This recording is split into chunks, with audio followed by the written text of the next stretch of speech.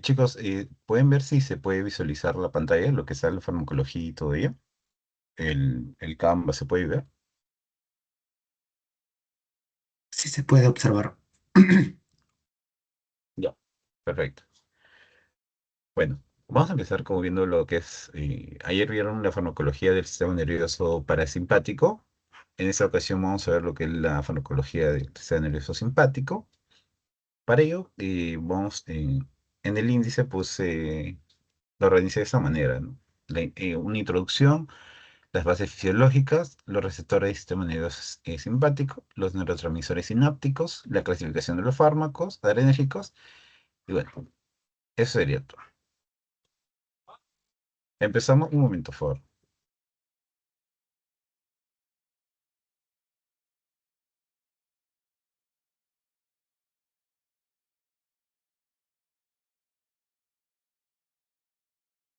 Ya, bueno, seguimos.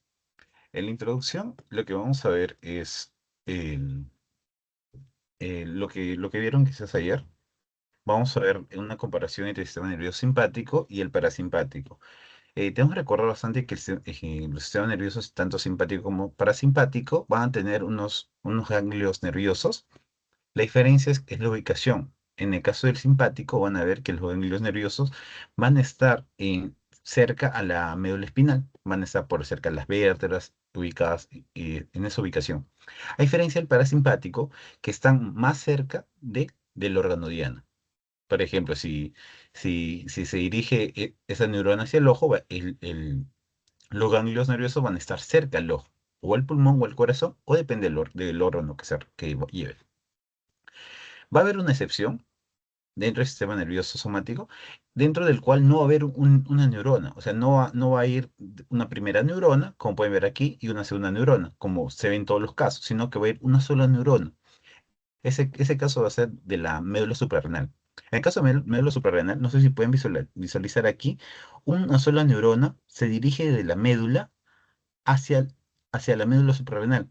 De la médula espinal hacia la médula suprarrenal. Solamente una sola neurona. Y eso responde a que nosotros, como en una situación de emergencia, de alerta, necesitamos de manera urgente la adrenalina. Por eso es que nosotros activamos directamente la médula suprarrenal. ¿Para qué? Para que libere la adrenalina que nosotros requerimos.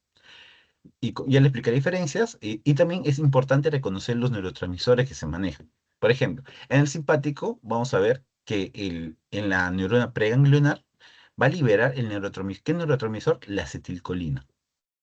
¿Y qué receptor va a manejar estos ganglios? Estos ganglios que están aquí tienen receptores, porque esta es la primera neurona, aquí está el cuerpo, axón, y va a liberar unos neurotransmisores que van a ser acetilcolina.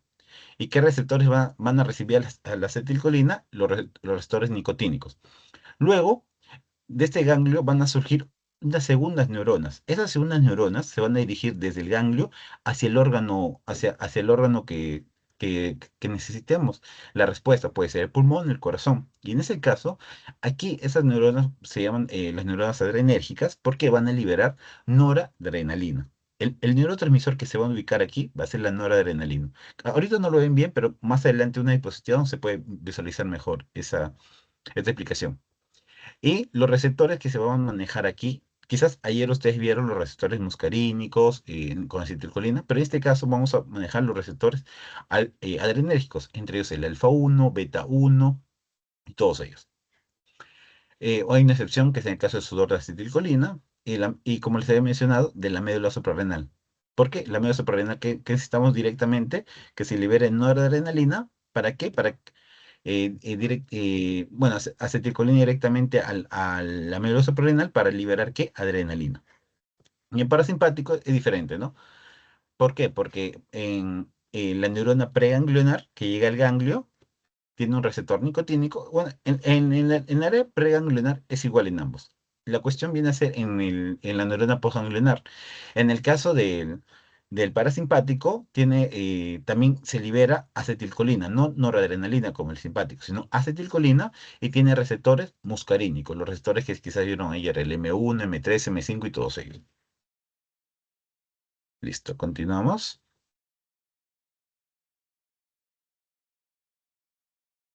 Vamos a ver las bases fisiológicas. En su diapositiva el doctor lo explicó en varias diapositivas esa parte de aquí. Yo lo puse en un cuadro para que se le sea un poco más fácil estudiar de aquí, ¿no? Vamos a ver que en el aspecto de la regulación cardiovascular es importante recordar las fórmulas de las que rigen el gasto cardíaco y la presión arterial media. Por ejemplo, aquí vemos la resistencia vascular sistémica por el gasto cardíaco, que esto viene a ser la presión arterial media.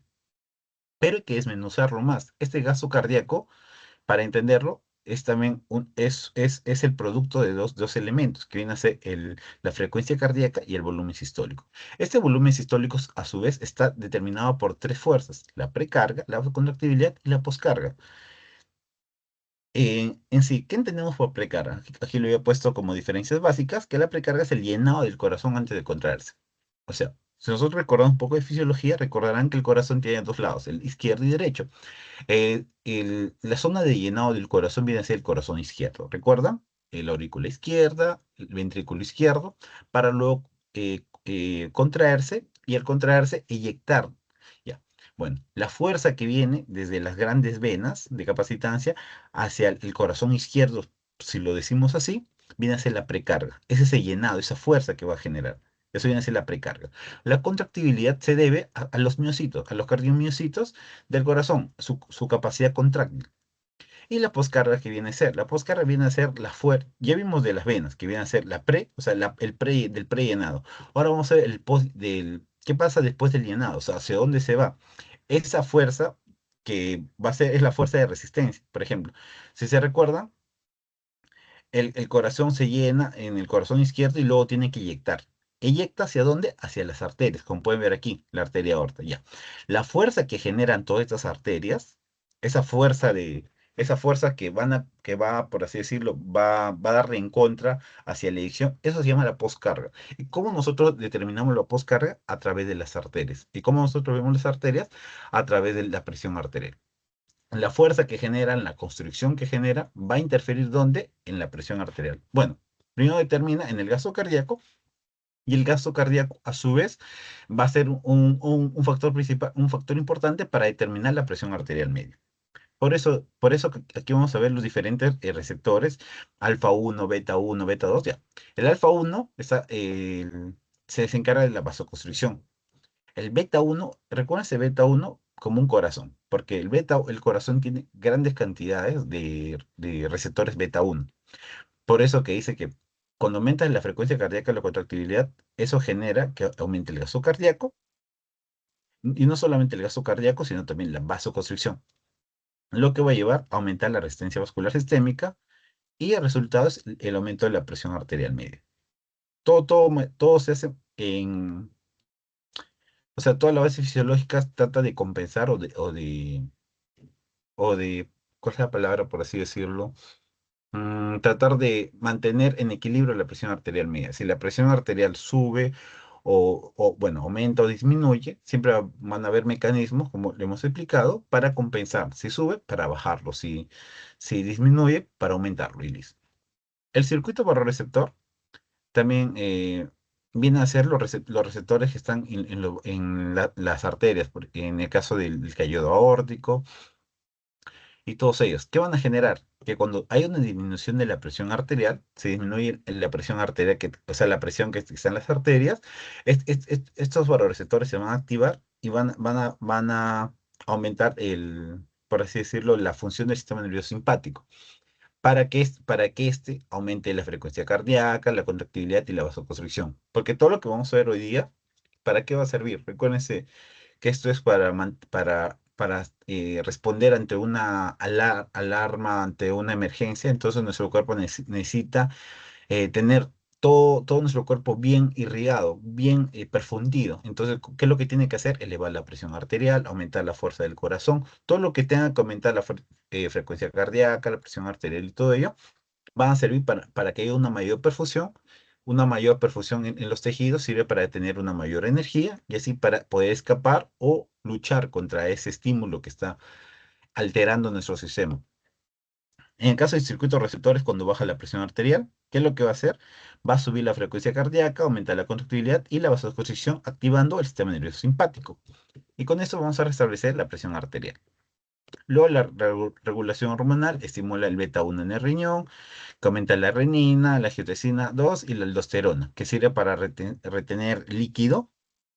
Y entiéndase que retener líquido se entiende también en los vasos sanguíneos. Entonces, si hay mayor líquido en los vasos sanguíneos, va a haber mayor presión arterial, o va a aumentar la presión arterial.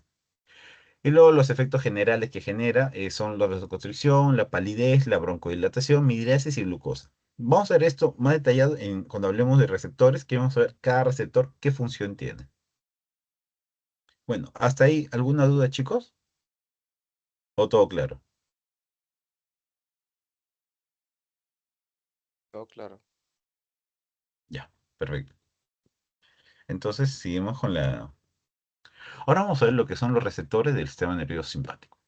Quizás en la diapositiva anterior pudimos ver que son diferentes receptores que actúan en diferentes funciones en nuestro cuerpo. En este caso, vamos a ver los receptores alfa uno, alfa 2, beta uno, beta 2, beta 3, y el D1 y el D2. Voy a poner acá para subrayar lo más importante. Quizás ustedes se recordarán, viendo la clase de ayer o hasta farmacodinámica, esto se pudo hablar. ¿Qué tipo de receptores hay? O sea, lo que se recuerden, así, ¿qué tipo de receptor ustedes recuerdan? O quizás ya vieron ese receptor alfa uno, beta uno, o se recuerden a qué tipo de receptor pertenece.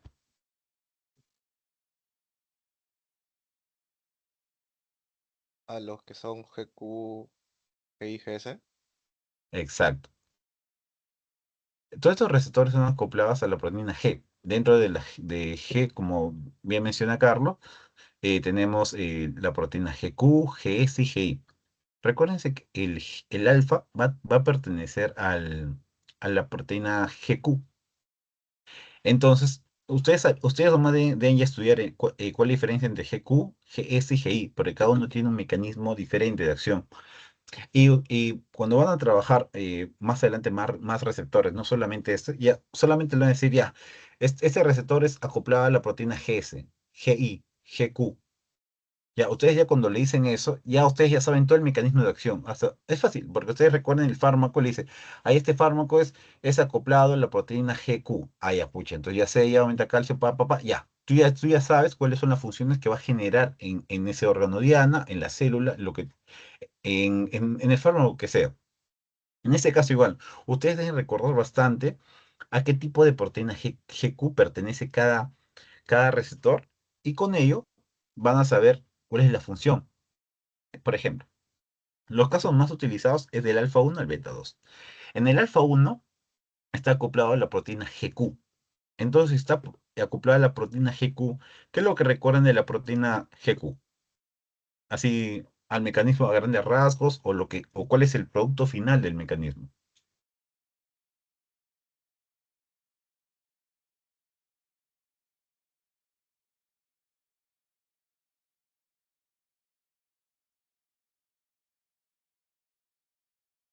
¿Alguien se recuerda? Porque eso creo que también lo vieron en... La, Sí, la GQ estimulaba la fosfolipasa C. ya. Y luego, ¿qué generaba la estimulación de fosfolipasa El C? IP3 y el Y DAG. P3 y DAG. Exacto. ¿Y el producto final qué es lo que hace? Ingresa Ah, calcio. calcio. Perfecto. Entonces, ustedes saben que si es que Q aumenta la entrada de calcio, en el caso del músculo, por ejemplo, el músculo cardíaco, ¿qué es lo que va a generar el calcio dentro? Va a generar una contracción.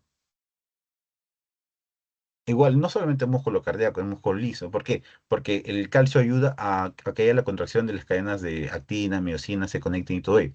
Ya. Pero el punto es que ustedes saben, GQ aumenta la liberación de calcio, pero el calcio no solamente sirve para la contracción muscular, también sirve para la liberación para, bueno, la liberación de vesículas, de neurotransmisores, no solamente neurotransmisores, también el contenido. Por ejemplo, si es una célula parietal que va a generar la salida de ácido clorhídrico, o depende de la sustancia que maneje cada célula. Entonces, dices, GQ significa aumenta el aumento de calcio. El aumento de calcio que va a generar toda esta cascada de procesos. Ya, entonces ustedes saben que el alfa aumenta los niveles de calcio, entonces ustedes saben que los vasos sanguíneos, que va a generar una vasoconstricción. ¿Pero por qué? ¿En qué parte del vaso sanguíneo? ¿En el vaso sanguíneo en sí? ¿O en el endotelio? ¿O en qué parte, no? Bueno, el vaso sanguíneo, recuérdense que tiene una capa muscular. Una capa muscular. ¿Alguien se recuerda si es liso cardíaca?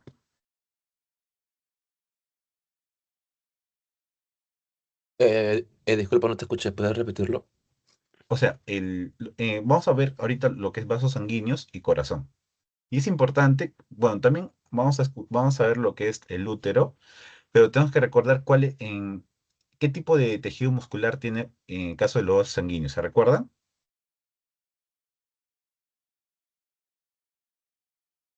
Es muscular liso. Exacto. Y en el caso del corazón, También porque es involuntario.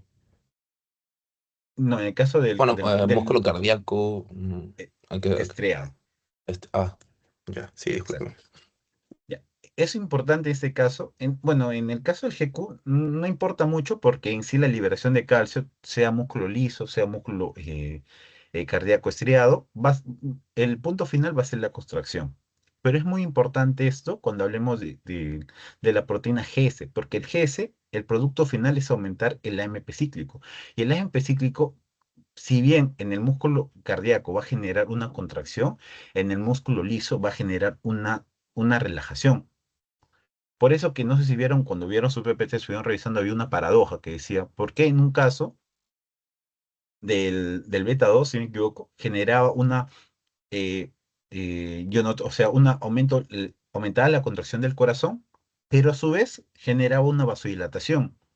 O sea, no había, o sea, uno entiende, ¿no? Pero no generaría, si los dos son músculos, no generaría el mismo punto que es la contracción, porque en un músculo se contrae y en otro músculo se dilata. Ya.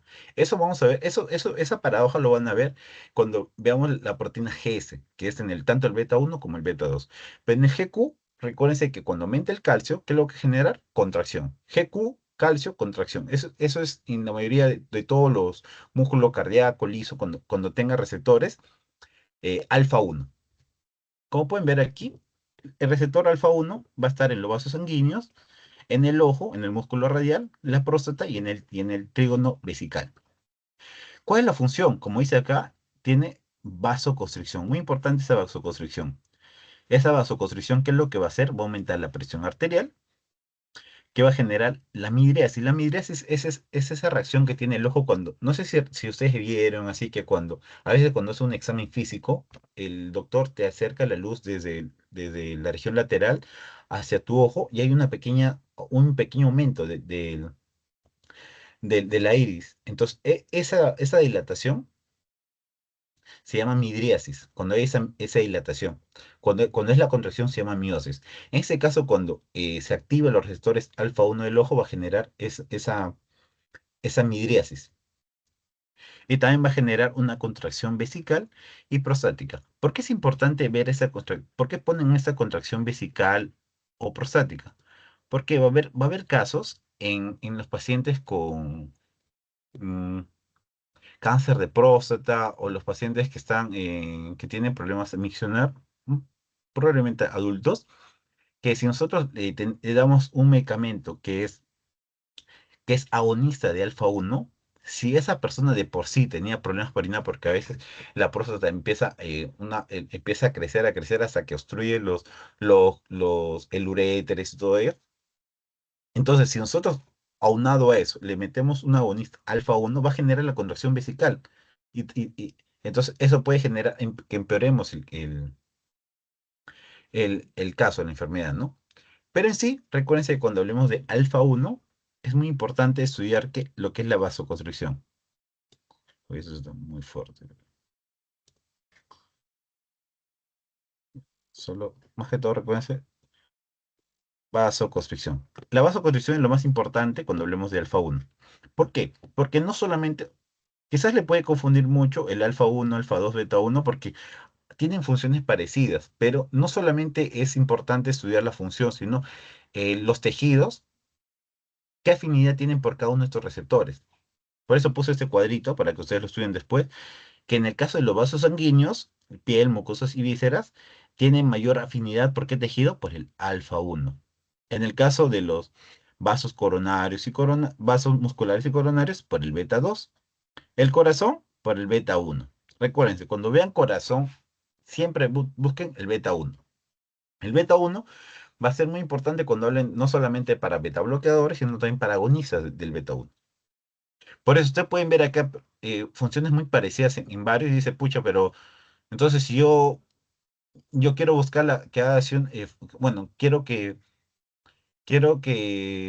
hacer trabajar mi corazón, puedo también darle alfa 1 a una persona, porque si tú me dices que aumenta la vasoconstricción, la presión arterial, también va a aumentar de cierta manera la contracción cardíaca. Entonces, ¿yo por qué no le doy alfa 1 y beta 1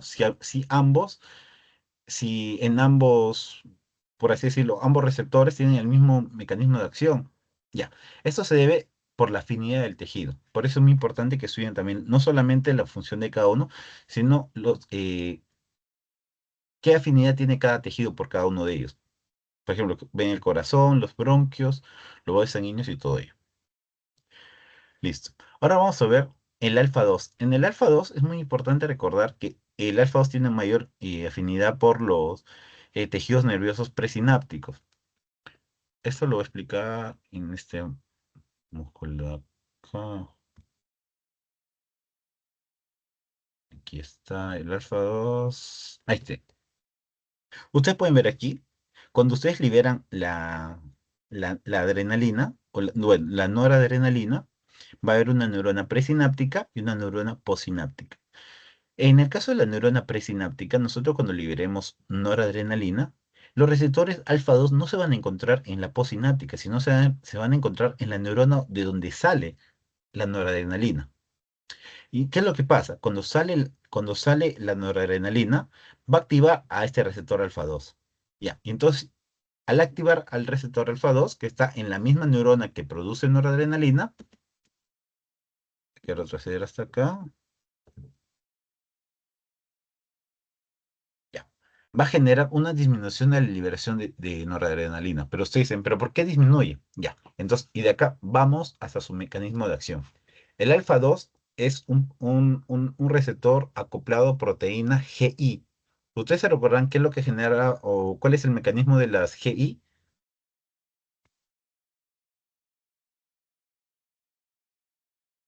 Así como el GQ, también el GI tenía su propio mecanismo. Inhibe la toxiclasa. Exacto. Lo que va a generar la disminución del AMPK cíclico, ¿cierto? Y esto es lo que va a generar ¿para qué servía este AMP cíclico? Para que active la proteína quinasa A. Esta proteína quinasa A lo que va a hacer fosforilar distintos puntos de la célula, distintos organeles, distintos canales, que de cierta manera se podía ver que activaba la célula o tenía un efecto excitatorio en la célula. En cambio, el GI disminuye ello. Si disminuye, va a generar un efecto inhibitorio en la célula. Por ello, que cuando la noradrenalina sale de la pre a la postsináptica, los receptores alfa 2 están en la presináptica, de donde sale la noradrenalina. Entonces la noradrenalina sale, activa al alfa 2 y el alfa 2 lo que va a hacer inactivar la neurona presináptica. Al inhibir la neurona presináptica, va a inhibir la salida ¿de qué? De noradrenalina. Es como si fuera un autocontrol, como para que no libere constantemente noradrenalina, sino que también para que haya como un punto de stop, para que así también se regule. No segregue ni mucho ni muy poco. No, más que todo, no se descontrole botando mucha noradrenalina, porque si no, es como si fuera su stop. Por eso que la localización principal está en las terminaciones nerviosas presinápticas, recuerden, presinápticas, en el páncreas y los vasos sanguíneos. ¿Y cuál es su efecto? Disminuye la liberación de noradrenalina, o es retrocontrol, disminuye la insulina porque está en el páncreas y una vasoconstricción en una fase aguda. Pero lo que va a generar al final es una vasodilatación. Porque si tú disminuyes la noradrenalina, es como si la noradrenalina te genera aumentar la presión arterial, tú disminuyendo la noradrenalina, generas una disminución de la presión arterial. ¿Y cuál es el ejemplo clínico? Está la clonidina, la metildopa, que son antihipertensivos de acción central. ¿Por qué se dice acción central? Porque actúan directamente al cerebro, no se van al riñón ni nada. No, directamente van a las terminaciones nerviosas y así inhiben la salida de noradrenalina. Luego tenemos el beta uno. Recuerden ese beta uno, corazón. Cuando vean un beta uno, asocian al corazón y el beta 2 al pulmón. Beta uno, como dice acá, tiene mayormente afinidad donde en el corazón. O sea, el corazón está lleno de puros receptores beta uno. Llega la noradrenalina y va a generar un cronotropismo positivo, ionotropismo positivo, vasmotropismo positivo. Vasmotropismo y dromotropismo positivo. Y algo que va a generar que aumente el gasto cardíaco, que aumente la presión arterial, pero más que todo, el beta uno va a servir, o los agonistas de beta uno se van a ver en enfermedades donde el corazón ya no, por así decirlo, hay una insuficiencia cardíaca y el corazón ya no puede, ya, o sea, está a las justas, entonces nosotros mandamos un agonista de beta uno para que el corazón trabaje de mejor manera, para que aumente el gasto cardíaco. O más que todo, aumente el gasto cardíaco, o en el caso de, de un shock neurogénico para el corazón que está a punto de parar, por así decirlo, o de que se pare, metemos un agonista de beta uno para que revivamos el corazón de cierta manera. En este caso tenemos la dobutamina, aquí vemos el ICE, que significa insuficiencia cardíaca aguda, beta bloqueadores, metoprolol en insuficiencia cardíaca, arritmias. ¿Por qué? Porque nosotros hemos visto en el caso de que nosotros queremos aumentar la contractibilidad, el normotropismo, la conducción y todo ello. Pero ¿qué pasa si nosotros tenemos un descontrol en todo ello? O sea, el corazón está yendo así en su ritmo y empieza como a descontrolarse, empieza a ir a diferentes focos, empiezan a mandar su señal, que es en el caso de las arritmias. Entonces nosotros, como queremos parar eso, mandamos un beta bloqueador de beta uno. ¿Para qué?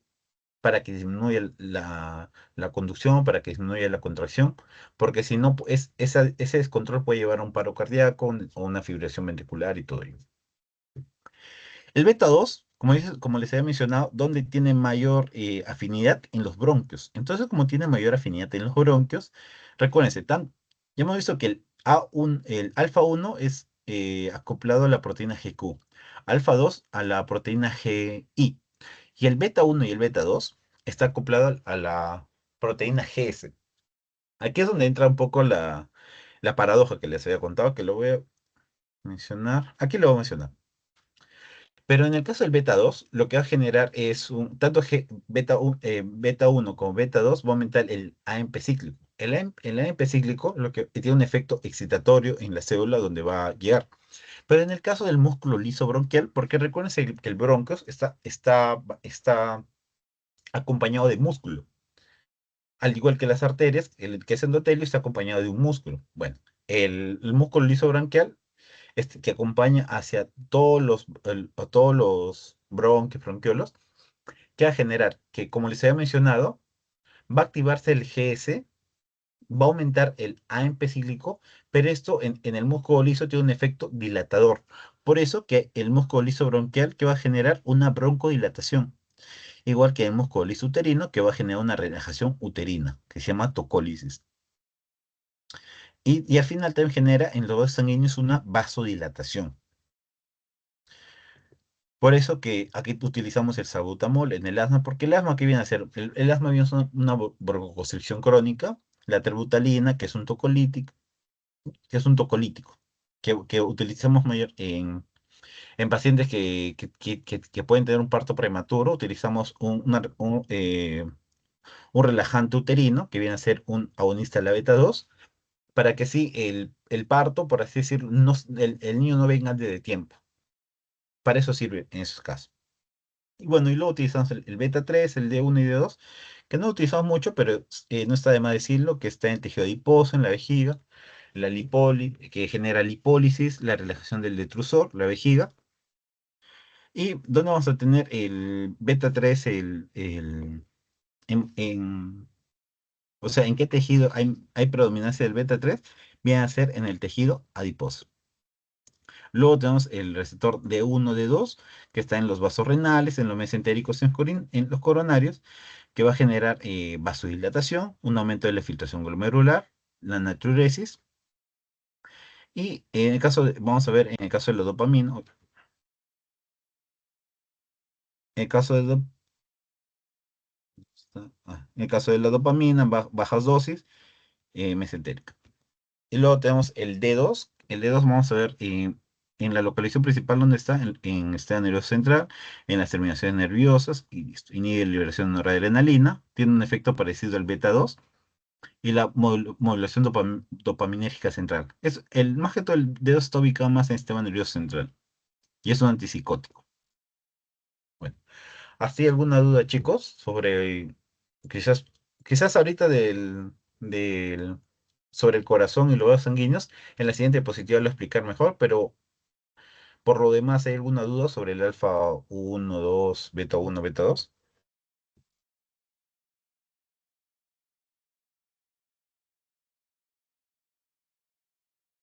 Por mí Todo todo claro para claro. mí, Juan, gracias.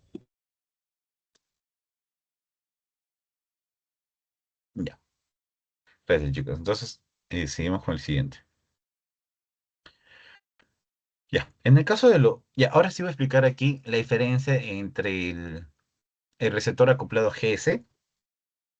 En esa imagen puse en el músculo cardíaco y aquí puse el músculo liso. Como pueden ver, en el músculo cardíaco vamos a tener, esta es la proteína eh, beta uno que está acoplada al GES, a la subunidad GS. ¿Qué es lo que va a hacer? Va a activar la adenilciclasa. Esta adenilciclasa lo que va a hacer que el ATP presente done un fosfato y se convierta en AMP cíclico. Este AMP cíclico a su vez va a activar a quién? A la proteína quinasa. Esa proteína quinasa A ya activada, lo que va a hacer es, va a ir por toda la célula donando fosfatos. Por ejemplo, viaja acá a los canales de calcio, viaja, dona un fosfato y al donar un fosfato hace que se active ese canal de calcio y ingrese calcio. Pero esto no va a causar, por así decirlo, el disparo de calcio, ¿no? Que también no solamente va a viajar acá, sino va a viajar aquí, al cerca, a los canales de rianodina, donde va a generar que el retículo sarcoplasmático, donde están las reservas de calcio, va a ir a esos canales y lo va a activar para que salga todo el calcio. Y una vez, no solamente de calcio exógeno como de endógeno, va a llegar aquí y va a fosforilar la actina, la miosina, la troponina C, todo ello. Más que todo, el calcio va a llegar a troponina C, lo que va a hacer que se una la miosina con la actina y va a generar ¿qué? La contracción muscular. Como pueden ver, el GS al final va a aumentar el AMP cíclico y ese AMP cíclico lo que va a hacer va a aumentar la entrada de calcio y sodio, no, la entrada de calcio, la salida de calcio del retículo sarcoplasmático y va a llevar en su producto final la contracción muscular. Y aquí pueden ver que hay medicamentos, por ejemplo, el levosimendan, que va a ser un agonista aquí también que va a reemplazar. El- Vamos a ver que AMP cíclico, después de activar a una cierta cantidad de proteína quinasa, va a ir a la fosfodiesterasa 3, donde se va a reciclar, donde va a llegar y se va a inhibir. Pero hay medicamentos que van a inhibir ese reciclador, van a inhibir eso que recicla a este AMP cíclico. Entonces, como inhiben, este AMP cíclico no se va a degradar. Entonces, como si ya llegó a una parte ya activó cierto proteína quinasa A, como no se degrada, entonces va a seguir activando proteína quinasa A, va a seguir activando proteína quinasa A, generando un aumento de este efecto porque no está cumpliendo su ciclo, sino que está aumentando. Como han inhibido a su degradador, va a seguir aumentando más proteína quinasa A, va a estimular más entrada de calcio, más salida de calcio de la reserva, lo que va a aumentar una mayor contractibilidad, va a aumentar una mayor contracción. Pero no es el mismo caso, este es en el caso del corazón. Por eso que ionotrópico, recuérdense que es la contractibilidad. Si hay un ionotropismo positivo, hay una mayor contractibilidad. Si hay un ionotropismo negativo, una disminución de contractibilidad. En el caso del beta 2 que está presente en los vasos sanguíneos, y no solamente, no diré en el músculo liso vascular y bronquial, lo que va a generar, aquí está, va a activar el AMP cíclico, y ese AMP cíclico, o sea, el mecanismo es igual, solamente acá tiene diferentes efectos, que va a activar la proteína quinasa A. Esta proteína quinasa A va a disminuir, aumentar el intercambio de sodio y calcio, aumentar el sodio y calcio ATPasa, y va a disminuir la cadena ligera de miosina quinasa. Que al disminuir la cadena ligera de miosina quinasa no va a generar la contracción de, o sea, es al fosforilar inactiva. Puede que genere un poco confuso, pero en la fosforilación de esta cadena ligera de miosina quinasa, cuando se fosforila, se inactiva. Por eso es que hay una relajación, porque no hay una contracción. Por eso se relaja. Porque esta cadena ligera de miosina quinasa, al fosforilarse, se inactiva. Por eso que cuando aumenta proteína quinasa A, esto se fosforila cantidades, cadenas ligeras, entonces inactiva. Lo que uno podría pensar que va a activar, tiene una función inversa, inactiva, fosforilándose. Al inactivarse, va a generar una dilatación. Por eso es que vemos que, mira, pueden ver que aquí ambos son receptores beta 2. Bueno, este es beta 1, beta 2, pero están acoplados a la misma proteína, GS. Ambos son proteínas GS. Aquí hay un aumento de la contracción, ¿dónde? En el corazón. Y aquí vamos a ver una disminución de la contracción, pero ¿dónde? En el músculo, en todos los músculo liso, pero lo más visible son el músculo liso bronquial y el músculo liso vascular, que lo que va a generar una hipotensión y una broncodilatación. Por eso que pueden ver que en el beta 1 y beta 2 va a generar broncodilatación, vasodilatación, pero ionotropismo positivo, o sea, hay una buena contractibilidad. Y aquí hay un cuadro también que estaba en su diapositiva que el doctor puso, que vamos a ver el alfa 1 en el sistema nervioso cardíaco va a generar ionotropismo positivo, y en el sistémico una vasoconstricción. ¿Por qué? Porque el alfa 1 está acoplada a la proteína GQ. La proteína GQ lo que va a hacer es aumentar la liberación de calcio, y aumentar la liberación de calcio en el corazón, aumenta la contracción, y en el sistémico, en el músculo liso vascular, también genera contracción. El alfa 2 en el cardíaco no tiene receptores, pero en el sistémico tiene vasodilatación. ¿Por qué? Porque el alfa 2 es GI. Al ser GI, va a inhibir la inhibición de AMP cíclico, y también había visto que también al disminuir el AMP cíclico, pensaríamos que generaría una vasoconstricción porque está inhibiendo la vasodilatación, pero también genera una vasodilatación, eh, aún inhibiendo. En cambio, en el beta 1 y beta 2, el beta 1, como les he mencionado, siempre hay mayor cantidad en el corazón, pero no tiene en los vasos sanguíneos, o sea, no genera ¿cuál es la palabra de por sí? El beta 1 no genera, bueno, no hay muchos receptores de beta 1 en los vasos sanguíneos. Por eso, al no haber muchos receptores en los vasos sanguíneos, por eso ponen como no hay. Pero en cambio, el beta 2, y acá es donde está la paradoja, porque miren, genera un cronotropismo, o sea que hay un aumento de la frecuencia cardíaca, porque hay aumento en la contracción, porque aumenta el AMP cíclico, pero en el sistémico, en las arterias, lo que va a generar es una relajación. Por eso que hay una vasodilatación. Esto es la paradoja. A esto es lo que a varios se confunden, porque yo también me confundía. Yo no entendía por qué en el músculo cardíaco había contracción, pero en el músculo liso vascular había una vasodilatación. Era como algo contradictorio, pero es por estos dos cuadros distintos. Mismo receptor, mismo mecanismo hasta cierta parte, pero diferente resultado. Y en el DOPA 1 hay vasodilatación a nivel cardíaco, vasodilatación a nivel sistémico. En el DOPA 2 no hay, porque está presente más en sistémico que es en el sistema nervioso central. ¿Alguna duda con esto, chicos?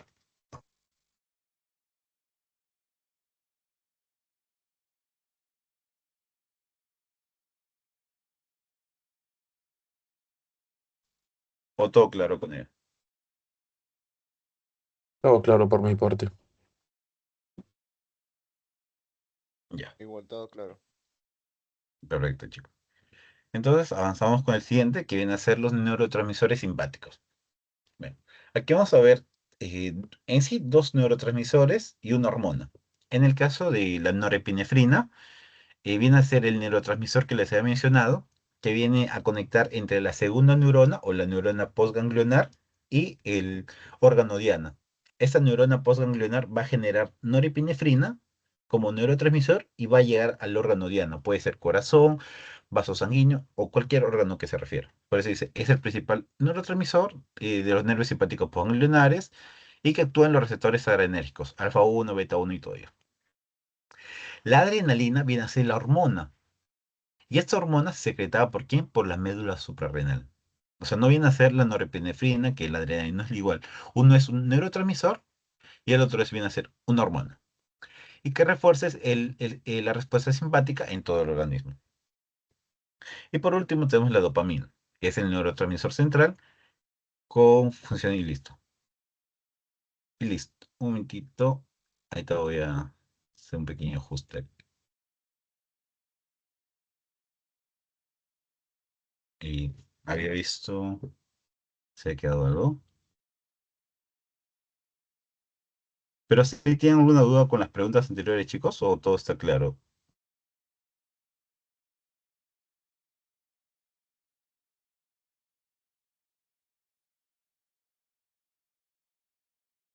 Con las preguntas anteriores, chicos, ¿está todo claro? ¿O había una duda sobre ellos?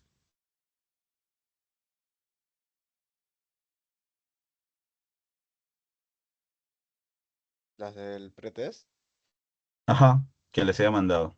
Porque había una confusión en el nombre, que tenía que copiar el nombre, pero no pude enviar el nombre por un hecho de... Es que no había copiado en sí el nombre que se tenía que enviar, porque tengo que copiar todos los nombres, pero no estaban y bueno. Pero ya le dije que en opción 4 coloquen y de ahí podía poner el nombre ahí mismo, ¿no? Entonces creo que llegaron a poner, ¿cierto? Bueno, en mi caso yo ya había enviado y ahora que he entrado el link, o sea, no me deja como que enviar de nuevo. Ahí, entonces después me dices su nombre y lo coloco ahí. Porque si solamente creo ha mandado 3 o 4, entonces ahí lo puedo diferenciar. Ajá. Sí, con el Sí, correo, creo. se refieren a lo del pretest, porque aparecía opción Ujú. uno 2 y 3 y no me deja poner mi nombre como tal. Sí, sí, entonces después ya les escribo yo para decir cuáles son, ¿no?, las respuestas para corroborarlo. Porque al final el post lo voy a mandar por aquí por el chat y con eso de cierta manera se corrobora la asistencia. Por eso como están 4, entonces creo que solamente voy a tener 4 asistencias y con ello voy a corroborar fácilmente. Y me queda aquí cierto, chicos. Ya, listo. Y como les he mencionado, no sé si se puede hacer un zoom.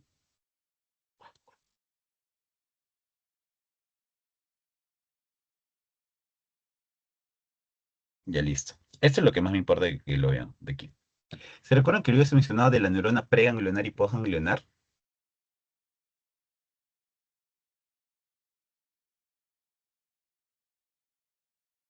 Más que todo en la parte de introducción, porque ahí podían ver que había una neurona pre y postganglionar.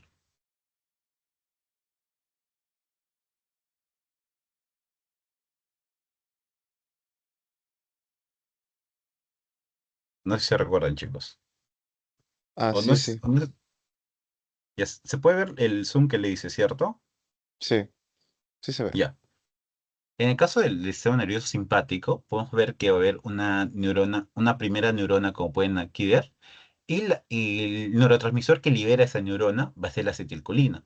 Esa acetilcolina va a llegar a esta neurona postganglionar y esta neurona postganglionar tiene los receptores nicotínicos, que es donde va a llegar la acetilcolina.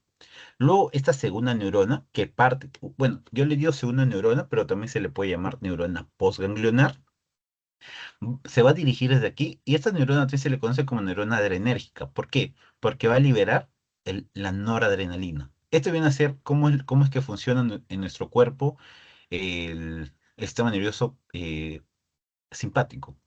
A diferencia, que también les había dicho que hay una excepción, que viene a ser la médula suprarrenal. En la médula suprarrenal no hay este ganglio, este ganglio nervioso, por ello es que hay una sola neurona. Y esa neurona se conecta, va a liberar acetilcolina y se conecta directamente ¿hacia dónde? Hacia la médula suprarrenal. ¿Para qué? Para liberar epinefrina, bueno, que viene a ser la adrenalina, ¿cierto? Y también hay otro que viene a ser la otra excepción, pero viene a ser de la postganglionar, que va a generar acetilcolina. ¿Por qué excepción? Porque lo normal es que de aquí las segundas neuronas segreguen noradrenalina, pero aquí va a segregar acetilcolina. Y ese es el caso de lo que vieron ayer, ¿no? Del parasimpático, que también tiene el pre y postganglionar, pero los neurotransmisores vienen a ser la acetilcolina. Lo que vieron ayer se recordarán que era pura acetilcolina, los inhibidores, agonistas, pero en este caso no vamos a ver acetilcolina, como hemos visto más, estamos viendo la acetilcolina. Ahora voy a definir el zoom. Y la dopamina viene a ser el tercer neurotransmisor central con funciones motoras, motivacionales y neuroendocrinas. En la circulación regula el flujo renal. Uy, esto no sale. Y la perfusión esplánica. Esto es como para recordar términos y ver la diferencia entre norepinefrina, adrenalina y dopamina. Lo vamos a avanzar aquí. Esto es importante también. ¿Cómo es que se produce la norepinefrina? La norepinefrina tiene precursores, o sea, no es que la norepinefrina sale tal cual, sino que antes de la norepinefrina deriva la tirosina. Esta tirosina que vamos a ver más adelante deriva de la tiamina. Por ejemplo, eso lo vamos a ver ¿dónde está? Acá está, de la tiramina, como van a ver aquí. ¿Por qué es importante? Porque hay medicamentos que van a ver que ciertos medicamentos actúan en diferentes fases de la producción de noradrenalina. Por ejemplo, primero empieza por la tirosina, luego va a haber una tirosina hidroxilasa que va a generar la dopa. Esta dopa se va a convertir en una dopamina y esta dopamina al ingresar bueno, acá como dice, ¿no?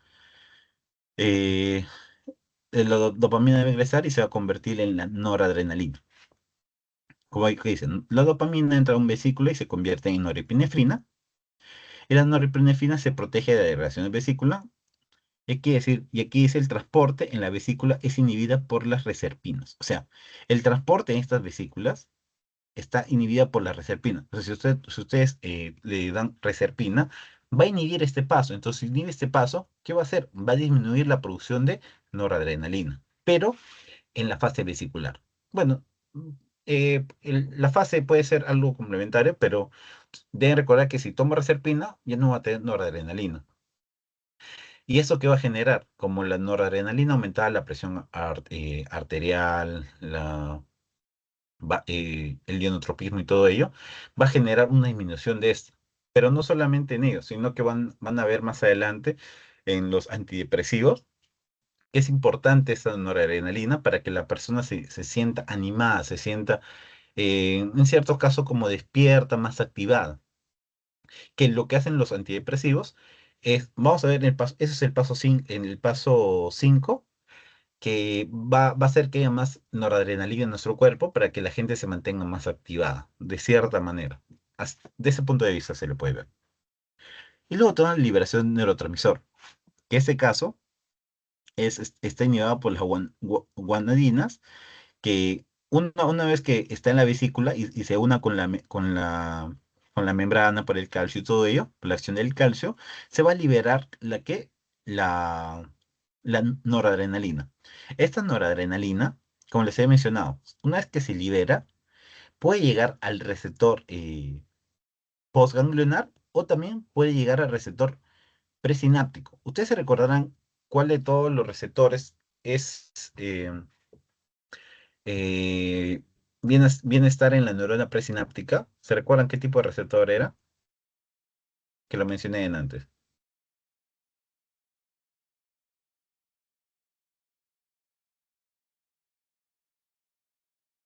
Era un receptor que estaba en la neurona presináptica.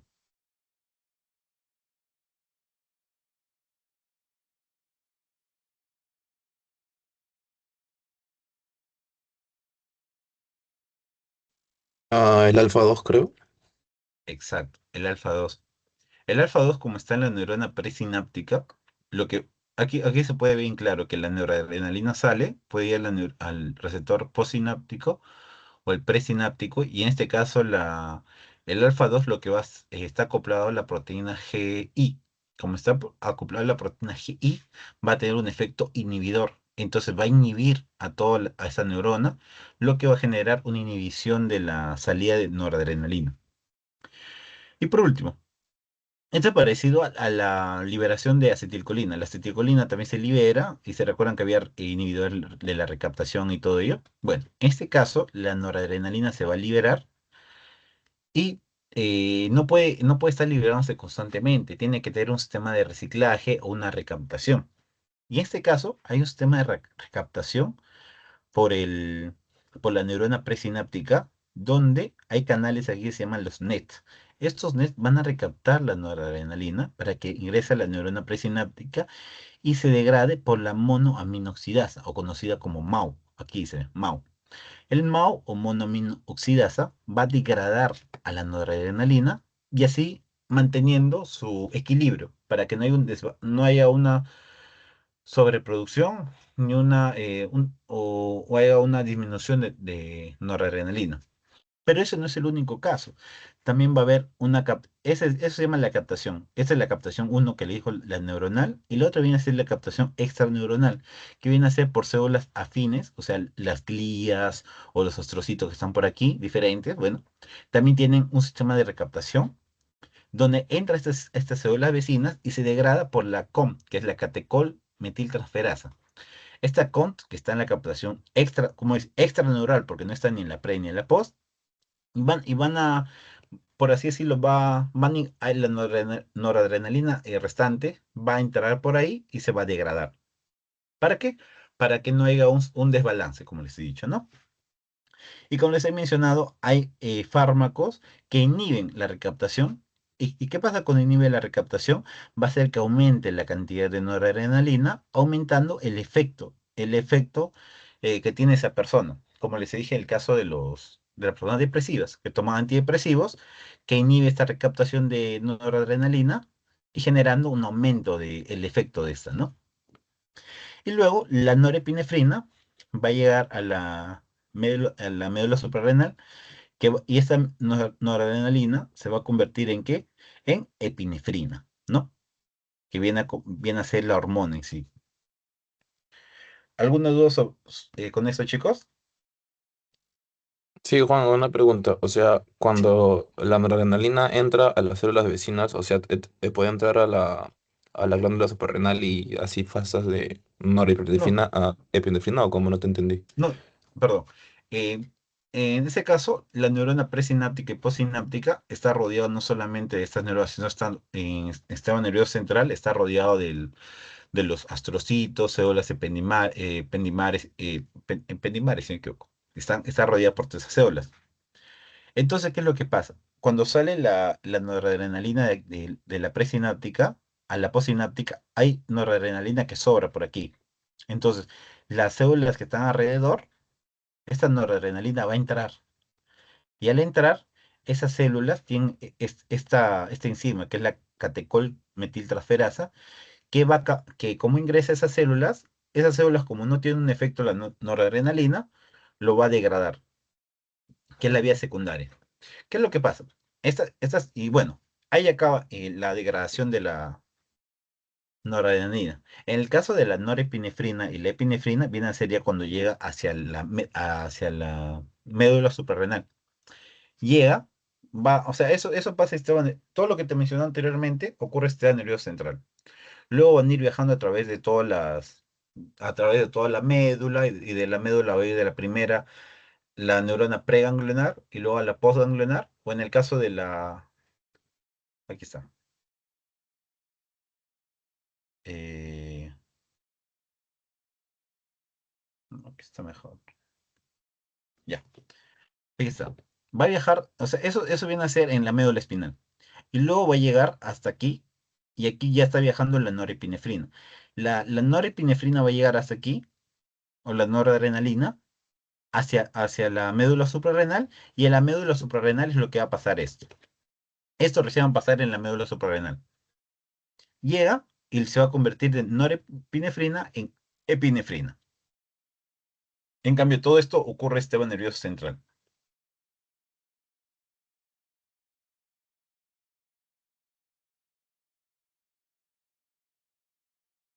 Listo, Juan, Eh, gracias. ya, listo, chicos. Entonces, seguimos con la clasificación de fármacos adrenérgicos, que aquí tenemos los simpaticomiméticos, que, como dice su nombre, mimetizan la acción de los neurotransmisores simpáticos. Dentro de ellos vamos a tener los de acción directa, que actúan ¿dónde? Directamente en los receptores alfa 1, beta 1, cualquiera de ellos. Y no requieren liberación de noradrenalina endógena, que es muy importante también. Y aquí tenemos quizás los que más suenan, lo que más hemos escuchado diariamente, que viene a ser la adrenalina, noradrenalina, isoprotenerol. Eso quizás no mucho, pero la dobutamina quizás en algún. No, no se escucha mucho dobutamina antes de fármaco, en las clases no tanto. Pero sí, ¿no?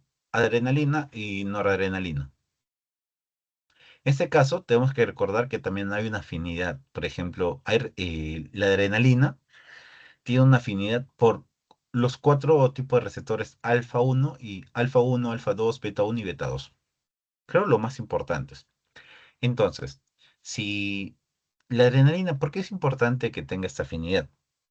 Porque si recordamos en el alfa uno, ¿qué efectos tiene? ¿Se recordará alguno? ¿Qué efectos tiene el alfa uno cuando se activa el receptor alfa uno?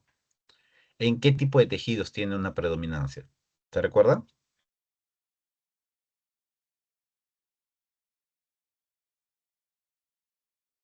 ¿O qué genera? ¿O en qué tipo de tejidos? Alfa uno hablaste sobre el músculo cardíaco, como el ojo, perdón, claro, cardíaco, generando más liberación de calcio y más contracción. Por Exacto, ejemplo, también en el ojo, la producción de midriasis y contracción exacto, vesical. exacto. En el alfa uno, como les había mencionado, genera una frecuencia cardíaca, contractibilidad, pero también lo que va a generar es muy importante, es la afinidad, mayor predominancia de tejidos. ¿Dónde está? Aquí está. En el alfa uno vamos a tener hay más presencia de alfa uno en los vasos sanguíneos. Del corazón, donde hay más predominancia de receptores es el beta uno. En cambio, en los vasos sanguíneos es el alfa uno. ¿Por qué es importante esto? Porque si el alfa uno hay mayor predominancia en los tejidos, va a generar una vasoconstricción muy fuerte. Esta frecuencia cardíaca y contractibilidad también se puede deber al alfa uno, pero se debe más al beta uno, porque recuérdense que en el beta uno hay mayor de receptores beta uno en el corazón. Entonces, si hay mayor receptores de beta uno en el corazón y aumenta el GS, el AMP cíclico, va a generar la contractibilidad y la frecuencia cardíaca.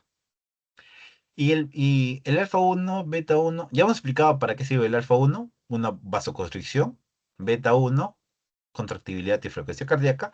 ¿Y el beta 2 para qué sirve? El beta 2, si recuerdan, ¿para qué, en qué tejido lo vimos más el beta 2?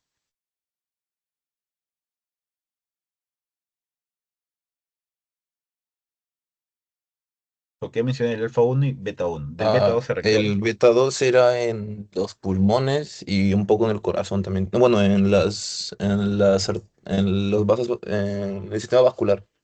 Producía Exacto, dilatación. exacto, muy bien. El beta 2 está como mencionaste bien, en los vasos sanguíneos y en el corazón también se ve. En los vasos sanguíneos que va a presentar la vasodilatación y en los pulmones. En el caso de los pulmones, genera una broncodilatación. Y en los vasos sanguíneos genera una vasodilatación. Pero en este caso, la adrenalina cuando actúa en cada uno de ellos, lo que va a generar es eh, por el alfa uno una vasoconstricción. Por el beta uno un aumento de la contractibilidad. Y por el beta 2 una broncodilatación. ¿Para qué me sirven estas tres funciones? ¿O dónde lo voy a ver bien claro? Donde que funcionan estas tres funciones de la adrenalina en la anafilaxia. La anafilaxia viene a ser un tipo de shock donde que se da en respuesta a eh, una hipersensibilidad por algún tipo de medicamento, comida, que es una respuesta descontrolada en nuestro cuerpo, que empieza a generar una grande cantidad de histamina, lo que va a generar una broncoconstricción. O sea, es como cuando ustedes vieron que una persona comía algo, decía soy alérgico y empezaba como en las películas, ¿no? Que se empezaba a cerrar decía no puedo respirar, su cara se empezaba a hinchar, se empezaba a dematizar. Y, y algo que no se ve es que en esa persona puede llegar a la muerte. ¿Por qué? Uno, porque se cierran las vías aéreas, que se llama broncoconstricción, pero lo que va a llevar a un shock, ese shock anafiláctico. Y recuérdense siempre que shock es significado de hipoperfusión. O sea, que a los tejidos no está llegando sangre. ¿Por qué no llega sangre? Por una vasodilatación, o sea, hay una hipotensión terrible. Ustedes vean un shock anafiláctico, cualquier tipo de shock, van a ver que siempre, casi siempre llegan con hipotensión arterial, o sea, la presión arterial está muy baja. Entonces tú tienes que subir esa presión como sea. Uno, subir la presión en un shock anafiláctico. Dos, abrir permeabilizar o abrir las vías aéreas porque la persona está muriendo. Entonces, ¿qué es lo que sea la persona? Así de manera inmediata se le inyecta adrenalina. Por eso las personas que sufren así de alergia o que tuvieron ya problemas anteriores siempre están con su EpiPen, dice, epinefrina, adrenalina, que empieza a darle su ataque y de manera inmediata se inyectan y es donde tiene acción la adrenalina. Porque la adrenalina, como les he mencionado, ¿qué es lo que va a generar? Un aumento de contractibilidad por el beta 1. Vasoconstricción, ¿para qué sirve? Para aumentar esa hipotensión terrible, para aumentar la presión arterial a través de la vasoconstricción. ¿Y cómo abres las vías aéreas? A través de la broncodilatación. Por eso que la adrenalina es un simpaticomimético muy, muy, muy, muy bonito para entender todas estas cuatro funciones. En la anafilaxia, también donde vamos a ver, en el paro cardíaco. Porque en el paro cardíaco, ¿qué es lo que pasa? Es el corazón. Necesitamos que el corazón empiece a latir, ¿cierto? Empiece a contracturarse. Entonces, damos adrenalina para que tenga función el beta 1, para que haya un aumento de frecuencia cardíaca y contractibilidad.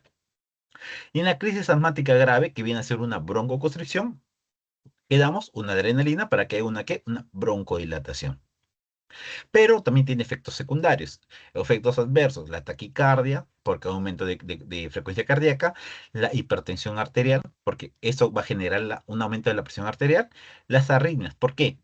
Porque las arritmias vienen a ser un aumento descontrolado en la conducción nerviosa, en la conducción nerviosa del corazón. Entonces, aquí una de las funciones del beta 1 es que aumenta el dromotropismo. El dromotropismo es el aumento de la conducción. Entonces, si ustedes pueden dar adrenalina a una persona que no lo requiera, puede generar una arritmia, porque está aumentando de manera descontrolada la conducción de su corazón, la conducción nerviosa. Y los temblores y ansiedad. Luego la noradrenalina, miren cómo la noradrenalina tiene afinidad por el alfa 1, alfa 2, beta 1, pero no tiene por el beta 2. Entonces, en un shock anafiláctico, ¿me va a servir una noradrenalina? Me puede levantar la presión arterial por el alfa 1, la función del corazón sí, pero las vías aéreas siguen cerradas, porque la noradrenalina no tiene acción en el pulmón. Entonces, por eso no se le da en un shock anafiláctico.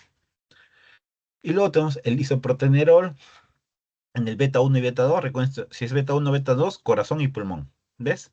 Broncoespasmos, bloqueo auriculoventricular y listo. Pero ya está en desuso ya. La dobutamina. La dobutamina se utiliza bastante. ¿Por qué? Porque su receptor principal, ¿dónde es? El beta 1. Si yo no quiero elevar la presión arterial, si yo no quiero tocar nada del pulmón, yo solamente quiero ver algo del corazón, quiero ser muy quirúrgico, quiero ir y tengo una insuficiencia cardíaca y quiero tomar algo para mi corazón para mejorar, entonces tomo una dobutamina, porque aumenta un ionotropismo y cronotropismo. ¿Dónde? Insuficiencia cardíaca aguda y shock cardiogénico. ¿Pero qué puede generar? Arritmias, taquifilaxia, hipotensión. Y luego tenemos el salbutamol, terbutalina, que van a ver bastante en lo que es pulmón. Entonces, como van a ver en lo que es pulmón, que va a generar broncodilatación y relajación uterina, porque es músculo liso también. Fenilefrina, que es agonista del alfa 1, que va a hacer vasoconstricción, va a generar midriasis, como ya vieron, en hipotensión, es un descongestionante nasal, puede generar bradicardia refleja, isquemia tisular. Y luego tenemos la clonidina y metildopa, que viene a ser un alfa 2. Si es alfa 2 es central. Si es, porque se recuerdan que hacía, disminuía la liberación de noradrenalina. ¿Para qué sería? Para la hipertensión, dolor neuropático y para la abstinencia. Bueno, ¿alguna duda hasta acá, chicos?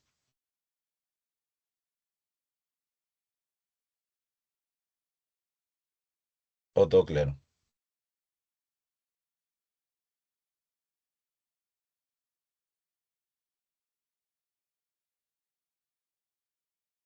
Por mi parte, todo claro.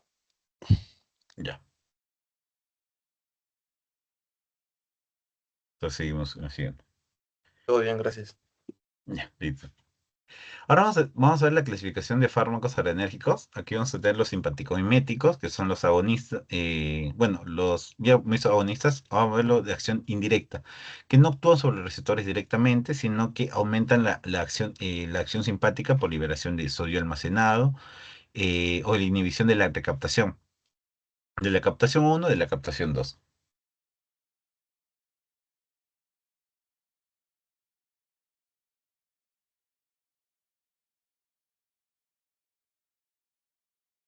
A ver, aquí vamos a tener el aumento de liberación. Con les he mencionado que vamos a tener el efecto de la tiramina.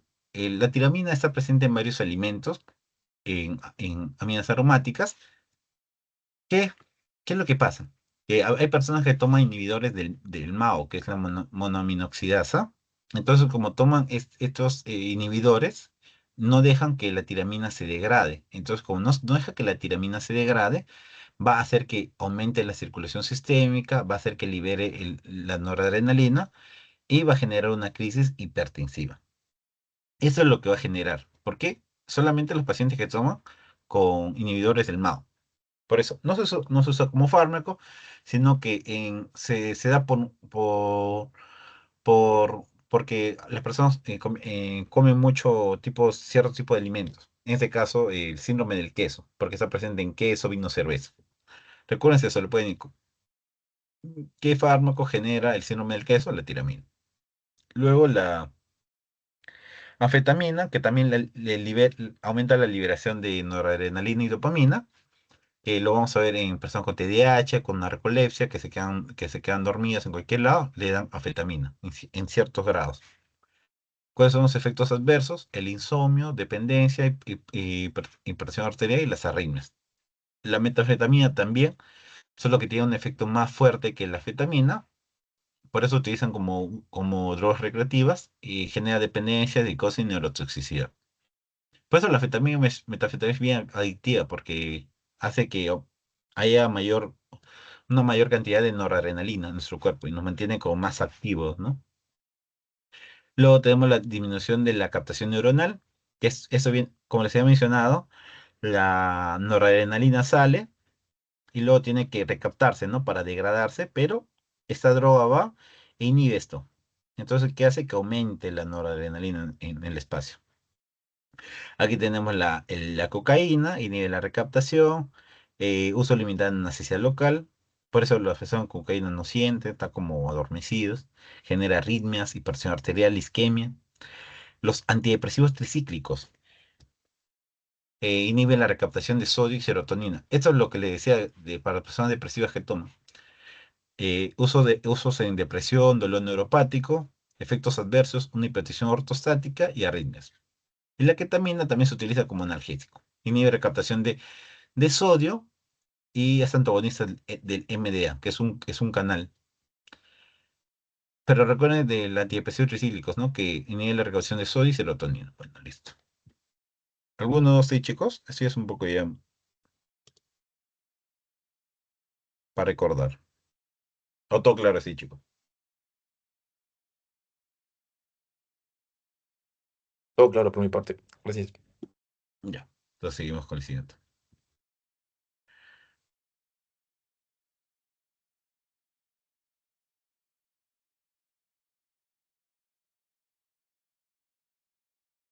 Ahora que vamos a ver los de acción mixta. La acción mixta tiene como estimula receptores adrenérgicos, pero también aumentan liberación de noradrenalina desde las terminaciones nerviosas. Vamos a ver algunos fármacos de predominancia directa, que vienen a ser la dopamina y la etilefrina. La dopamina, el D1, que genera una vasodilatación renal, y el beta 1, que genera un mayor gasto cardíaco, alfa 1, vasopresión según dosis y listo. No se utiliza la dopamina en shock séptico, cardiogénico o volémico, porque tiene acción tanto alfa 1, beta 1. Y la etilefrina, que es una agonista tanto del alfa y de beta, que se utiliza en la hipotensión ortostática. ¿Alguien sabe qué es hipotensión ortostática, chicos?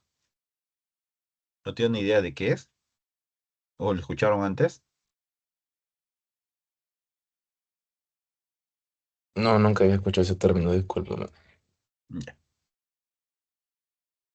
La hipotensión ortostática es una hipotensión que se genera en una persona que está sentada al momento de pararse. O sea, es como que tu presión ahorita es 120/80, pero al pararte es como que varía o disminuye la presión. Y la persona siente como medio con vértigo o siente una especie de vértigo. ¿Eso por qué se genera?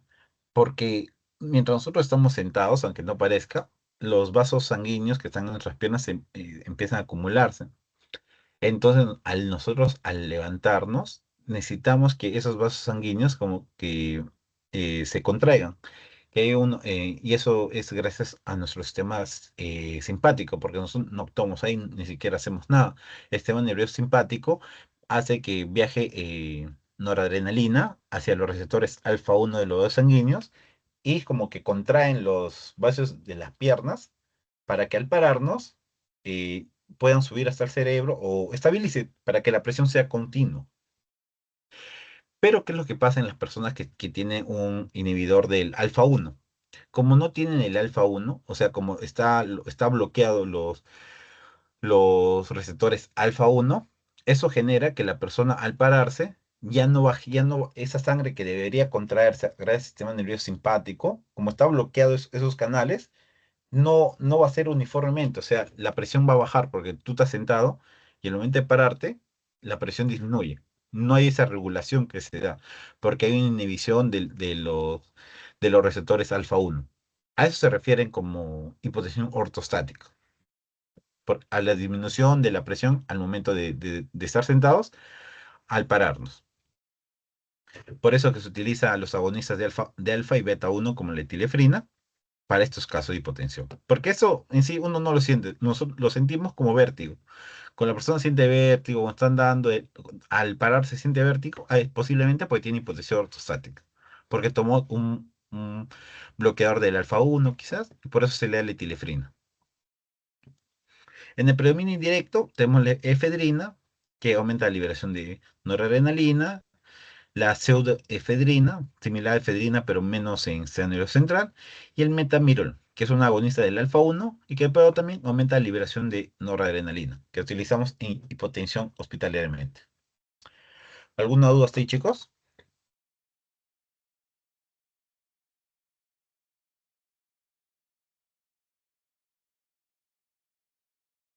¿O todo claro? Oh, claro. Listo. Seguimos, ahora una especie de recordar, vamos a hacer una especie de preguntas para,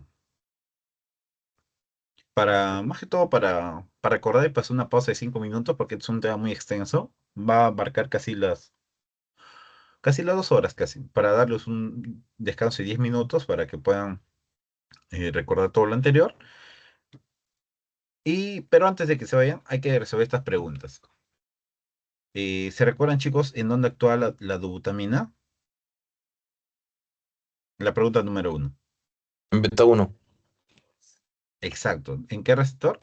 En el beta 1. ¿Todos de acuerdo, chicos? ¿O tienen alguna?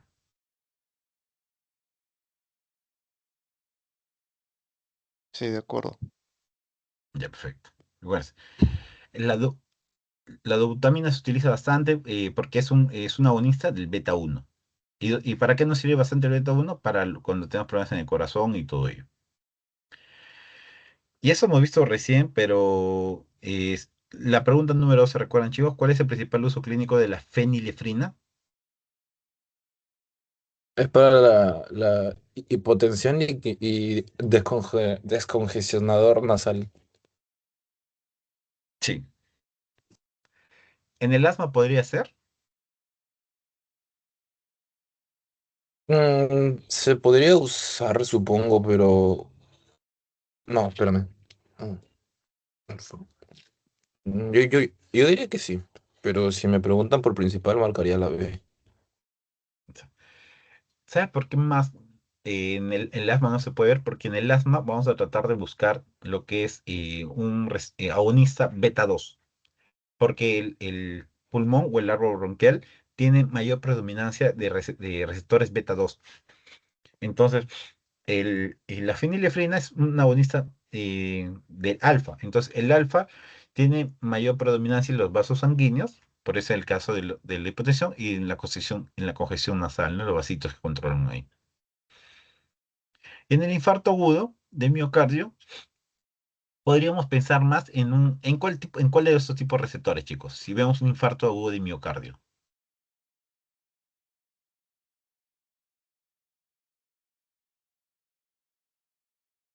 En cuál tipo qué tipo de agonista podemos usar? ¿De beta uno, beta 2 o alfa 2? Si vemos o un infarto agudo de miocardio, un bloqueo ventricular, ¿cuál podríamos utilizar? Estaría entre beta uno y alfa uno, pero diría beta uno. Exacto, muy bien. Si bien el alfa uno también tiene un efecto sobre el corazón, es mínimo. Donde mayor y tiene un mayor efecto es los agonistas de beta uno. Está muy bien. Cuando empezamos un infarto agudo de miocardio, puede cambiar las preguntas, ¿ah? Puede ser un infarto agudo de miocardio, un shock cardiogénico que abarca a todos ellos, ¿no? O puede ser un bloqueo ventricular. Así le puedo poner en el examen. Entonces ustedes se recuerdan, ya, si veo corazón, quiero activar el corazón de frente, o puede ser insuficiencia cardíaca, un receptor beta uno. Y también el glaucoma. El glaucoma ya viene a ser ya por un aumento del humor acuoso. Ese aumento del humor acuoso. A ver, mientras te voy recordando. La pregunta 3, chicos. La cocaína ejerce su acción simpático-mimética principalmente ¿por cuál de todos ellos, chicos? Estimulación directa de beta uno, estimulación del alfa uno o inhibición de la recaptación de sodio, no, de noradrenalina, dopamina y serotonina, o la depresión de vesículas de noradrenalina. Cuando dices depresión, ¿es inhibición, creo, o me confundo? Mm, Depresión, claro, es como que, o sea, no deja que las vesículas de noradrenalina como que salgan, por así decirlo. Entonces sería la D. Cocaína, Entre la C y la D estoy. ya. Eso vamos a recordar. En la 3 todos están de acuerdo, chicos, entre la C y la D, o alguno tiene una respuesta distinta.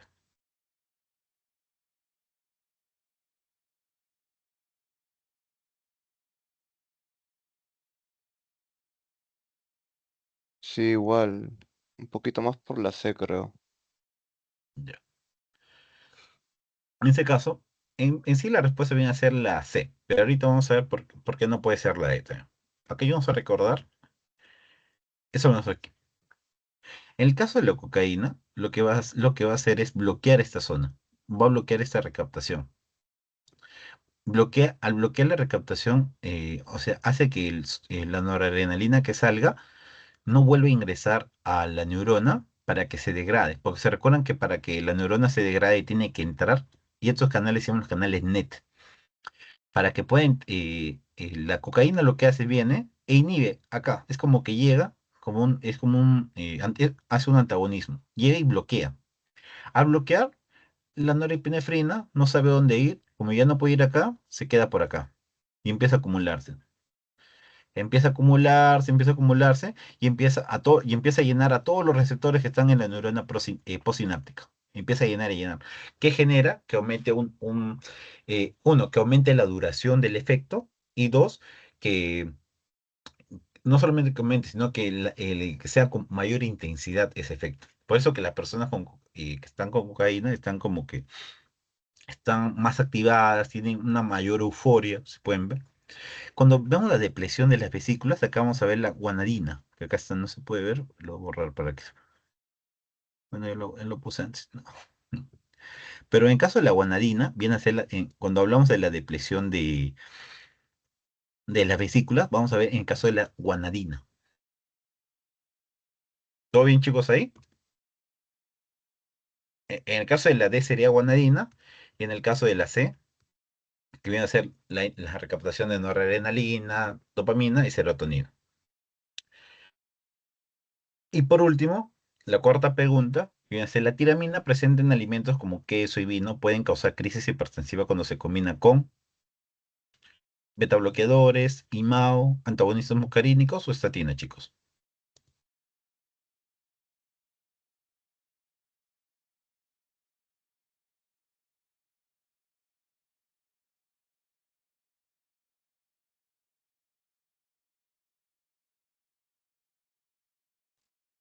¿La C? No, perdón, ¿la B? Exacto. Por los inhibidores de la MAO. Listo, chicos. Chicos, ahorita le voy a dar un tiempo de 10 minutos para que puedan descansar un rato y luego en media hora lo terminamos la segunda parte, que son 6 diapositivas, pero un poco ahí, ¿sí?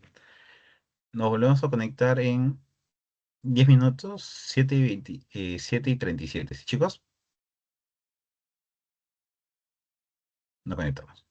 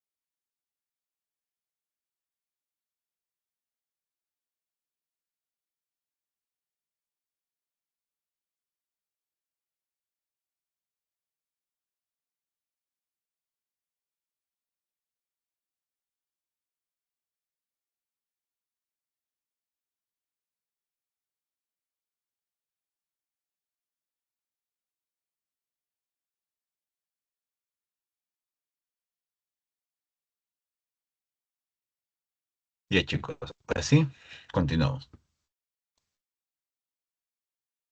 Vamos a ver la clasificación de fármacos. Bueno, vamos a ir en la clasificación, pero ahora vamos a ver los simpatolíticos. Los simpaticolíticos son antagonistas. Bueno, son fármacos que disminuyen de forma total o parcial los efectos de los simpaticomiméticos. Dentro de ellos vamos a ver tres tipos. Los inhibidores de la función adrenérgica, dentro de la neurona presináptica, los fármacos de acción central, que vamos a ver los agonistas alfa 2, como que les mencioné antes. Y dentro de estos depletores de la catecolaminas, acá vamos a ver la reserpina. ¿Se acuerdan la reserpina? Que lo vimos que inhibía una de las fases de la formación de la noradrenalina. Bueno, a eso se le llama como inhibidor de la función adrenérgica. O sea, que no funciona la neurona presináptica, no produce la noradrenalina. Y la otra viene a ser la inhibición de la liberación también, que viene a ser la guanetilina y el guanadrel. Pero ya no se utilizan hoy en día. Más que todo es más anecdótico.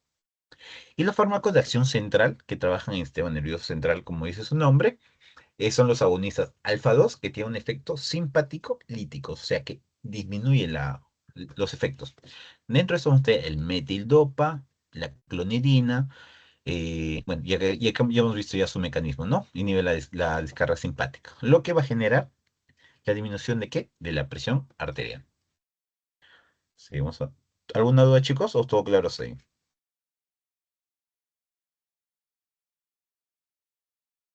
Todo claro. Perfecto, chicos. Ahora seguimos lo que es el tercer punto, que es los bloqueadores de receptores adrenérgicos. Dentro de ello vamos a tener, ese es el punto más abundante, si lo vemos de esa manera. Por acá vamos a ver los receptores de los alfa 1, alfa 2 o los receptores no selectivos que se refieren tanto a alfa 1 como alfa 2. En el caso de los receptores alfa adrenérgicos, aquí hay que tener bastante importancia en las funciones que están bloqueando.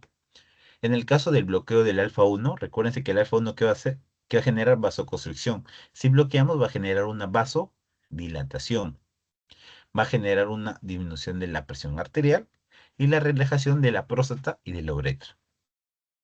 O sea, ¿y para quién va a ayudar? Para para las personas que sufren de cáncer de próstata, los que tienen problemas al miccionar. Porque si tú le das un bloqueador de alfa 1, va a relajar la próstata y va a relajar su uretra para que pueda miccionar. Y en el caso del bloqueo de alfa 2, va a aumentar la liberación de noradrenalina.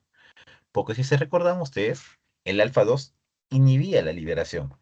Entonces, nosotros bloqueando el alfa 2 va a liberar la noradrenalina.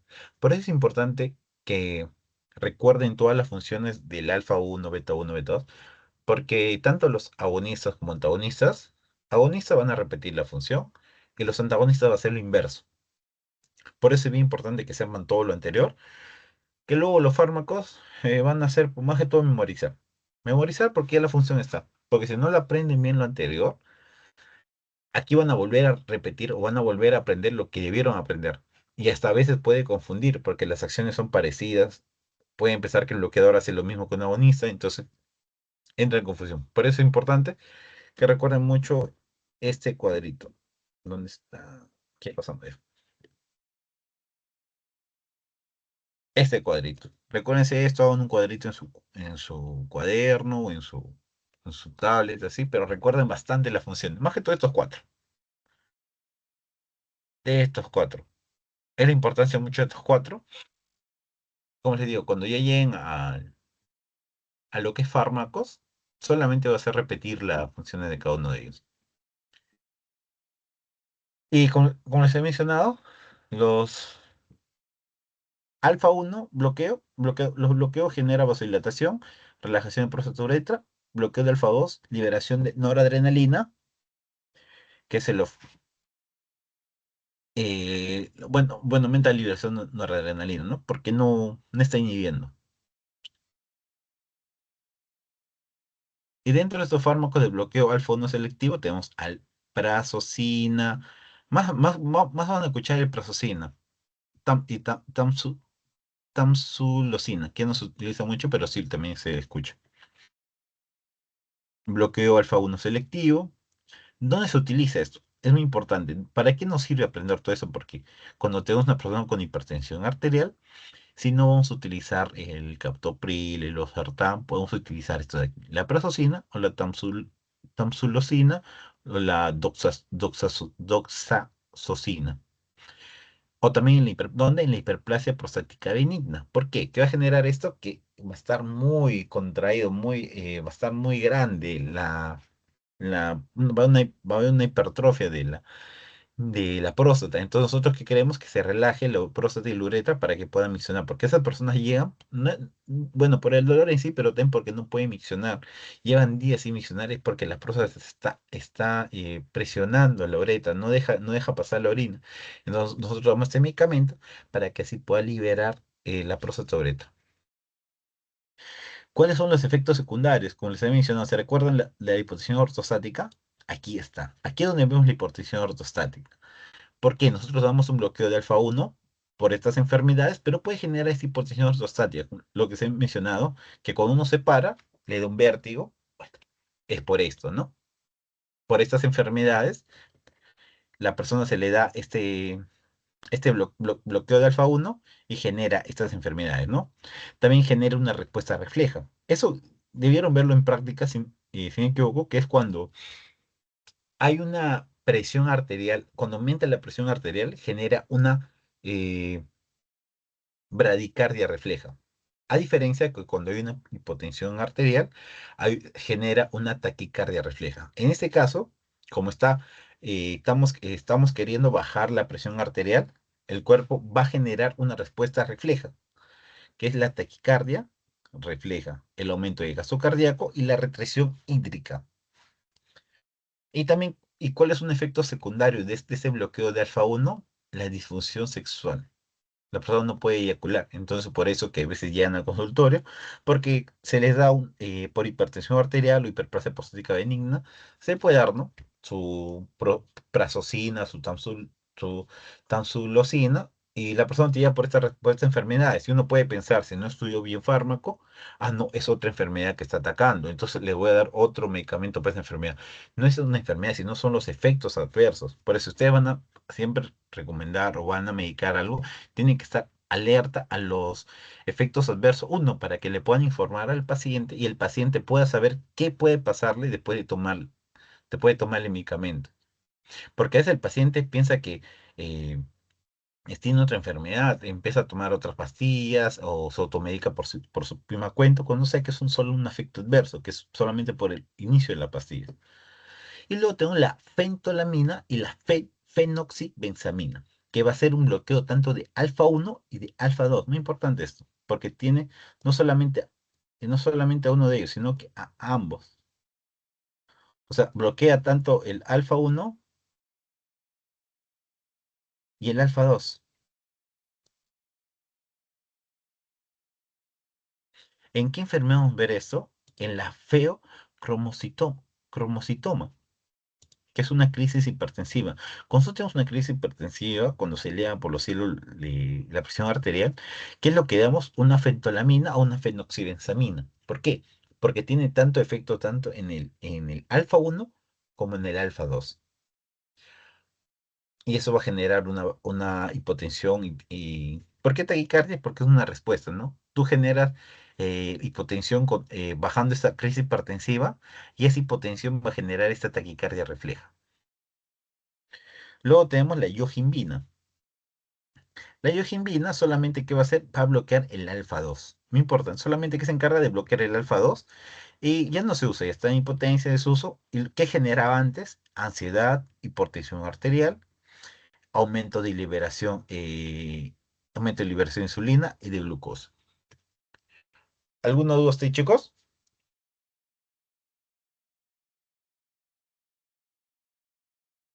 ¿O todo claro? Todo claro. Disculpa, Perfecto. Juan, cuando te Sí. refieres a impotencia, ¿a qué se refiere? El último, no, disculpe, era hipertensión arterial. De acá. Este HTA, ¿no? Ajá. No, no, no, No, me era refiero a los usos clínicos, dice impotencia. Impotencia de. Usos clínicos. En Ah, no, es que, en- no, no, es que ya está en desuso, ya no se utiliza ya. ya, simplemente por eso pones Ah, en claro, ya no se parte. utiliza. Por ejemplo, ahora para tratar la hipertensión, para tratar... Eso se utilizaba antes. Por ejemplo, acá vemos que se utilizaba algunos medicamentos de hipertensión arterial y todo ello, pero ahora ya se ha cambiado por el captopril, el losartán, los inhibidores de ARA, todo ello. O sea, esto se utilizaba anteriormente, fueron como los que salieron inicialmente y luego ya se empezaron a dejar en desuso por los efectos adversos que generaban. Listo, Listo. gracias. Ahora seguimos con... Y ahora acá vamos a ver los bloqueadores de receptores de beta adrenérgicos. Los alfa adrenérgicos son un poco, los nombres son un poco raros, tío, pero son poquitos. En cambio, los beta son bastantes y todavía tienen dos clasificaciones. Los que son selectivos y los que son no selectivos. Y dentro de los no selectivos, o sea, selectivo, ¿qué significa? Que está solamente para, puede ser para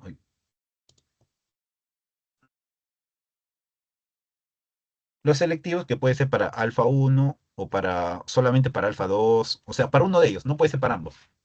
En cambio, el bloqueador no selectivo es más fregadito porque puede ir para ambos, puede ser para alfa uno y alfa 2 o alfa uno beta uno. No diré, estamos hablando de beta, ¿no? En el caso de bloqueador beta selectivo, solamente puede ir por uno de ellos. Pero en caso de bloqueador beta no selectivo, va por los dos, o sea, agarra ambos.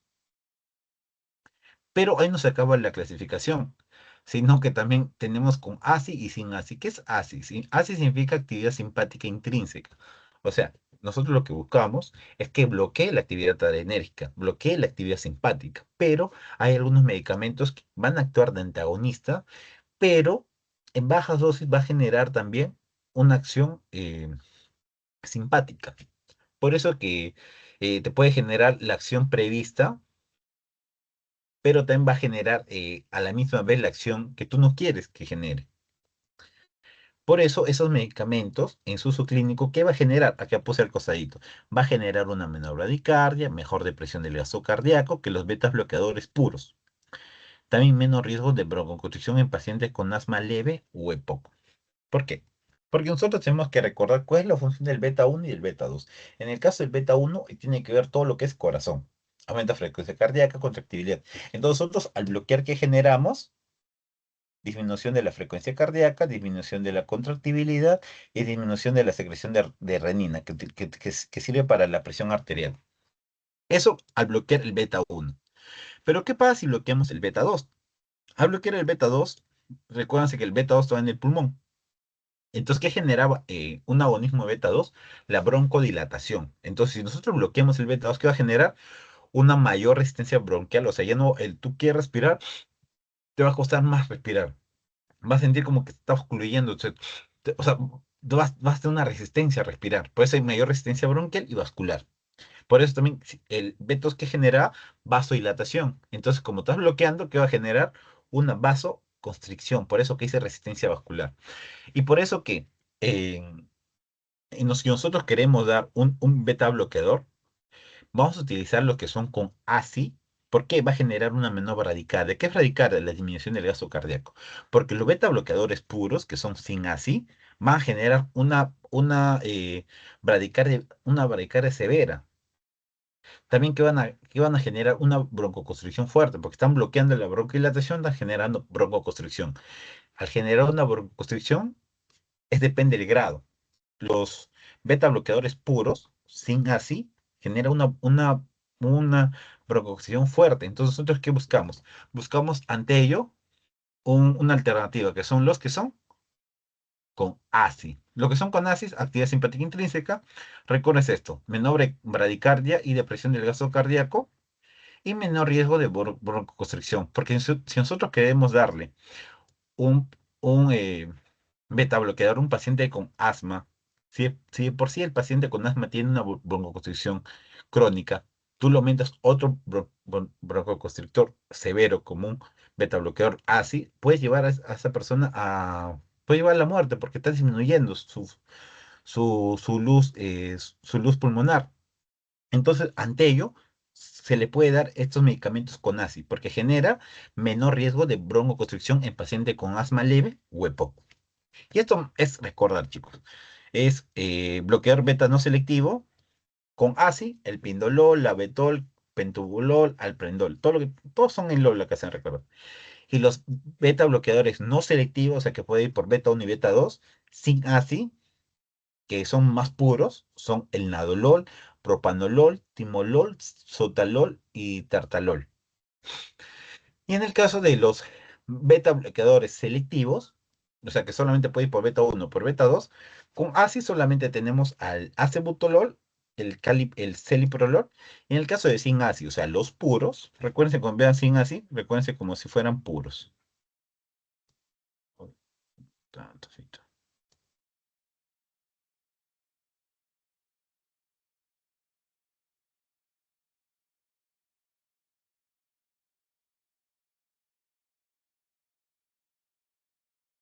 recuérdense como si fueran los puros. Sin ACI los puros tenemos aquí en los selectivos el atenolol, el bisoprolol, el metoprolol y el betaxolol. ¿Alguna duda con ello, chicos?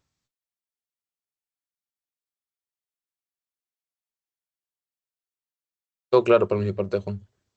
Ya, perfecto, Luis. Entonces, avanzamos ahora con la última parte que viene a ser el beta bloqueador enérgico, los beta selectivos, los no selectivos, los selectivos y los beta 1 y por el beta 2. En el caso de bloqueador beta no selectivo, o sea que puede ir por ambos, recuérdense bastante del propanolol, que lo van a trabajar bastante, que es propanolol.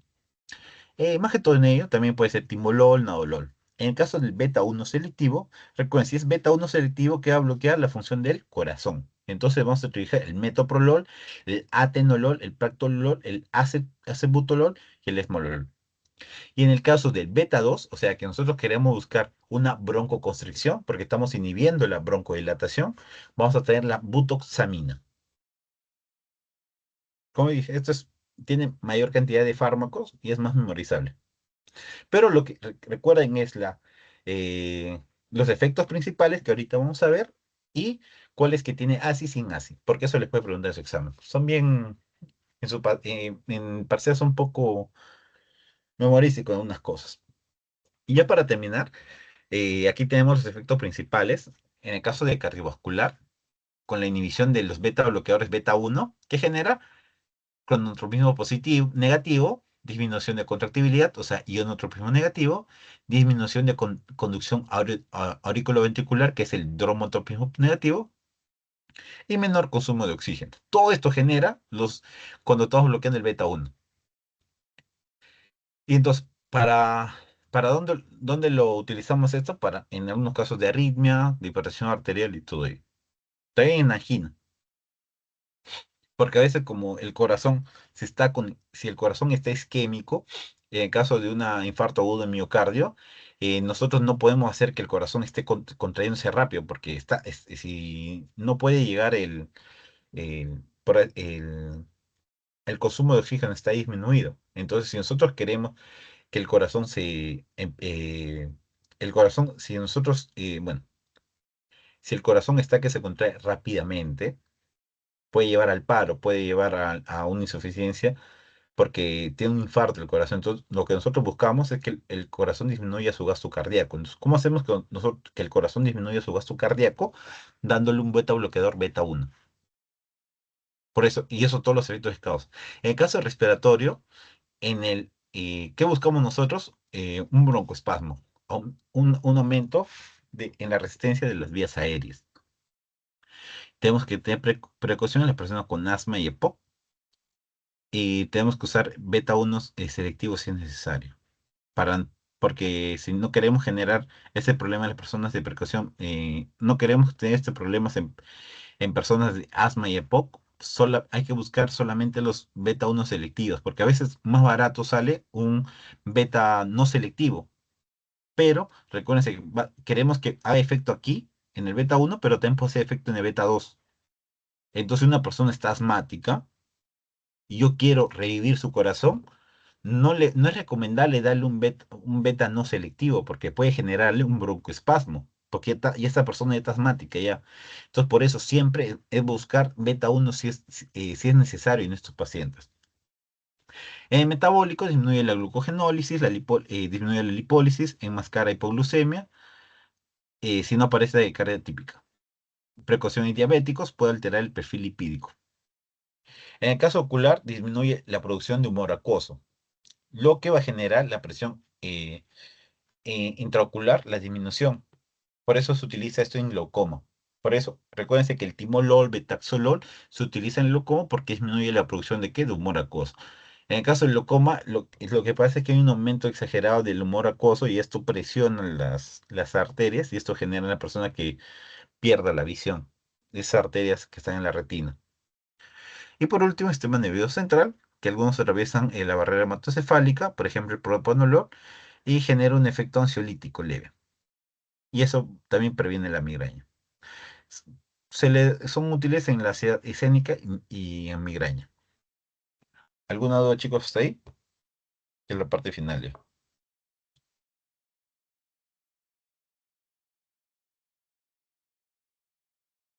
Todo claro por mi parte, Juan. Gracias. Ya.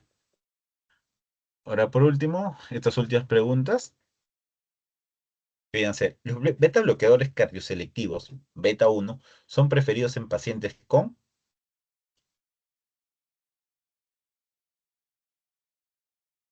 ¿en qué tipo de pacientes, chicos? Con asma EPOC, con arritmias supraventriculares, con glaucoma, con migraña.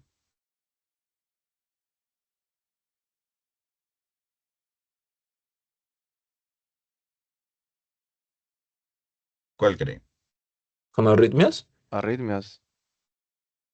Claro, porque en arritmias tú lo que genera es una disminución de la conducción nerviosa. Porque en la conducción nerviosa, el aumento de la conducción nerviosa genera arritmias. Entonces tú, al disminuirlas, con un beta bloqueador, cardioselectivo beta uno. Muy bien, chicos. La B. Los beta bloqueadores ASI presentan la siguiente ventaja. ¿Qué ventaja nos dan los beta bloqueadores que tienen actividad simpática intrínseca? Producen menos bradicardia, tienen mayor eficacia en infarto agudo, aumenta la contractibilidad o son útiles en insuficiencia cardíaca.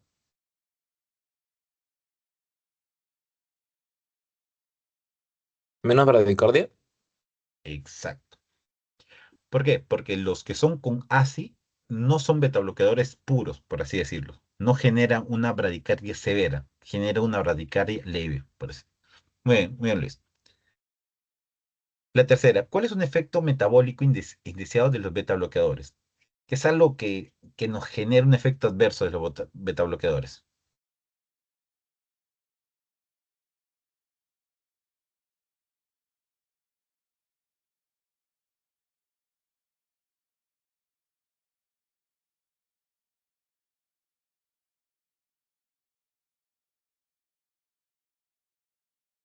¿Hiperglucemia? Creo que. O me confundo, no me acuerdo. Exacto, es hiperglucemia.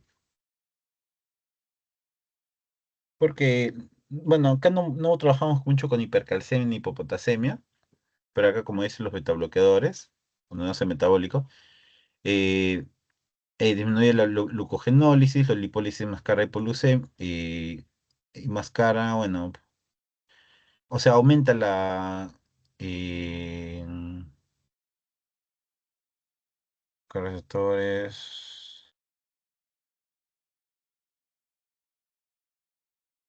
no sé, pero, o sea, disminuye la disminución del glucógeno, o sea, de que el glucógeno o sea, la formación del glucógeno, por eso es que aumenta la hiperglucemia. No me recuerdo bien esto. Pero sí es hiperglucemia. Y por último, ¿qué característica diferencia al carvedilol y la betalol del resto de betabloqueadores? Eso no lo puse, pero eso me faltó mencionarles. ¿O escucharon así del carvedilol y la betalol? ¿Cuál es un efecto que causa, chicos? ¿O qué efecto causa?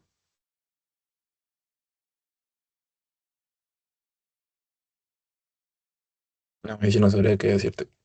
Ya. En esa división me faltó agregar que si bien nosotros tenemos un beta bloqueadores y alfa bloqueadores, hay unos dos medicamentos, no, no lo puse. Hay dos medicamentos que vienen a ser, son bloqueadores tanto de los alfa receptores y de los beta receptores. Estos vienen a ser solamente el carvedilol y el labetalol, que está en su diapositiva. Pero estos dos fármacos tienen actividad tanto alfa como beta bloqueantes. Son, por así decirlo, bloqueadores adrenérgicos, se puede decir completos, porque tanto como el alfa 1 y beta 2 y alfa 2 lo bloquean. Por eso esta última respuesta, que no estaba en la diapositiva, pero sí, no está en la PPT que puse, pero sí está en su teoría, tiene actividad alfa y beta bloqueante. Solamente estos dos, para que lo recuerden. Y listo, chicos. Por aquí les voy a mandar su post-test. Un momentito. Voy a dejar de grabar. Pero hasta ahí, chicos, ¿tienen alguna duda? O Todo claro, el- Juan, gracias. ya, Para perfecto.